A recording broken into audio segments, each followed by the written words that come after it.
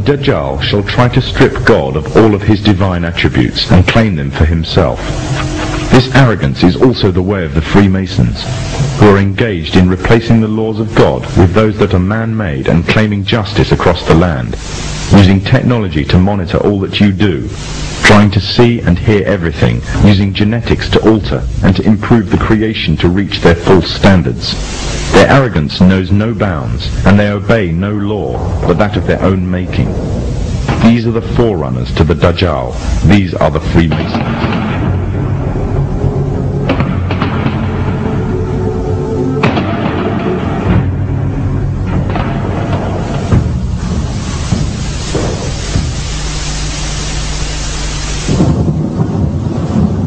Prophet Muhammad said that a time would come when the whole world would gather around to plan the destruction of the Muslims, as if they were gathered around a table to take part in a meal. Today the nations of the world are doing just that, around the circular tables of the United Nations General Assembly Hall. He also said that the time of the Dajjal will be years of confusion. People will believe a liar and disbelieve one who is trustworthy, and those who rebel against God will have a say in general affairs. Today, during the time preceding the Dajjal, there is also a time of confusion. The systems set up by the forerunners to the Dajjal have ensnared many Muslims away from truth, using lures such as wealth and materialism and fulfillment of earthly desires. A miserable trade indeed. These times of tribulation are like a giant sieve, sorting out the true believers from the apostates and hypocrites.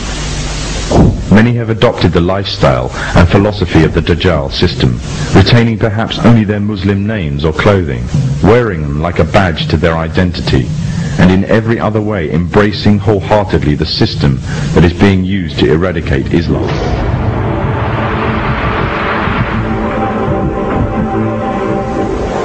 Embracing the same system that stood back and did nothing when pregnant Muslim women had their bellies ripped open by Serbs, killing them and the contents of their wombs. The same system that stands still whilst women and small girls are being raped in Kashmir. A system that stood still whilst mothers saw their children dragged away by soldiers during the night, never to return, simply because they spoke out against being refugees in their own homeland. And the same system that said nothing to the tyrant, but gassed women and children simply because he danced the Masonic tune. For those who choose this system, claim to love Allah and His Messenger, but hate what He has brought, leave the guidance that is Islam, and they adhere to the evil system of the Dajjal, living their lives in accordance with its rules, and seeking from it worldly rewards, disregarding the truth that is the laws of Allah. They are those who invite upon themselves the wrath of Allah. They came down to the side of the road by the thousands, and they had Kuwaiti flags, and some had American flags.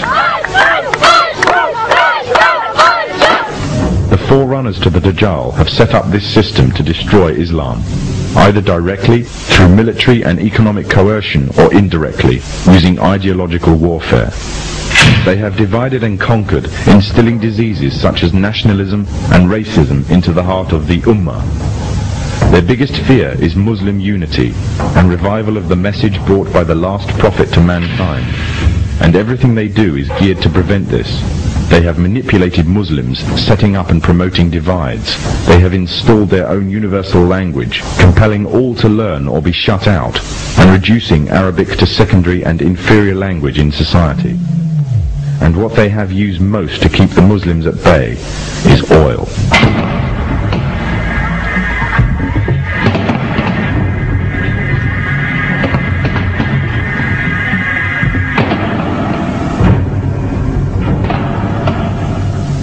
During World War I, the Freemasonic governments managed to destroy the Islamic Caliphate and annex all its territories. The part now called Iraq was put to British mandate, and current borders were defined by them and through the Iran-Iraq War. After its independence, the USA took over interest in Iraq. In fear of a purist Islamic uprising, the CIA aided the Ba'ath Party's rise to power, making Saddam Hussein the leader of Iraq and an ally to the Masonic states. When Kuwait later started raising its oil prices, it was destroying the war-torn economy of Iraq. Threats were made but ignored. The situation worsened until finally Iraqi troops were mobilized to the border. The Freemasonic media, the American media in particular, portrayed this as a shock and outrage. However, it is reported that the US ambassador to Kuwait had prior knowledge of the invasion and Iraq's intentions, as did the CIA.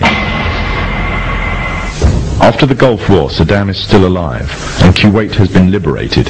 It remains to be asked exactly what purpose the Gulf War served to its Freemasonic orchestrators. The Masonic West has long realized that the control of oil is vital to their economies. One of the main reasons is their reliance on cars and road transport. However, although technology exists to mass-produce fully operational electric cars, all attempts to do so have been vetoed. This is because oil is crucial to maintaining their world order. Without the wealth from oil, Muslim economies would fall. And without the puppet governments and leaders, such as Saddam Hussein, the Freemasonic West could not control the Muslim nations. Without the division of wealth and false leadership of these nations, nothing would prevent the purist Islamic movements from coming to power. Poverty creates unity, and Muslim unity is the greatest fear of the forerunners to the Dajjal.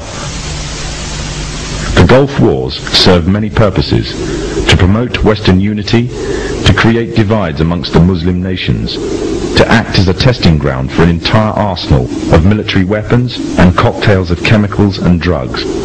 But most of all, it served to ensure a strong military presence in the Middle East. The Dajjal has placed a strong hold in the very heart of Islam itself and laid a firm grip on the Muslim holy lands. But although they plan, Allah also plans, and Allah is the best of planners. The final victory will be with the Muslims.